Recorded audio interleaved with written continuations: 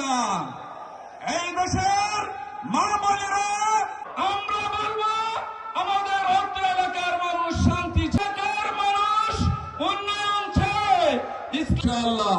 তবে এই দেশে তারেক জিয়া যদি ক্ষমতায় আসে বাংলাদেশের সামনের জন্য আমরা উজ্জ্বল ভবিষ্যৎ দেখতেছি। দেশটি মহিবুল্লাহ বাবুনগরীকে নিয়ে নিষেধাজ্ঞার বন্ধ করুন। দেশের কওমি উলামায়ে কেরাম দেওবন্দি উলামায়ে করেছিলেন। আমাদের মা বোনেরা ছাত্র যুবক ও বিভিন্ন মার্কা তাদেরকে দিয়েছে খেজুর গাছ দানের শীষ।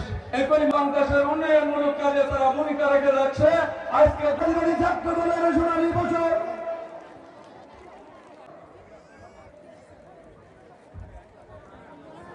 দিলে আপনার জান্নাতের টিকিট কনফার্ম। তো আমার ওই ভাই সাবনাইয়া বাজার আপনার নামে লিখে দিব। ওই জবাব দিতে হবে আগামী 12 তারিখে।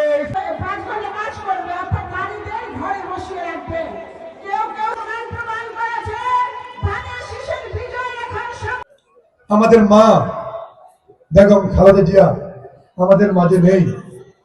আজকে যদি বেগম খালেদা জিয়া বেঁচে থাকতেন, ওনার প্রতি আপনাদের অনেক প্রত্যাশা ছিল, থাকে সবসময়।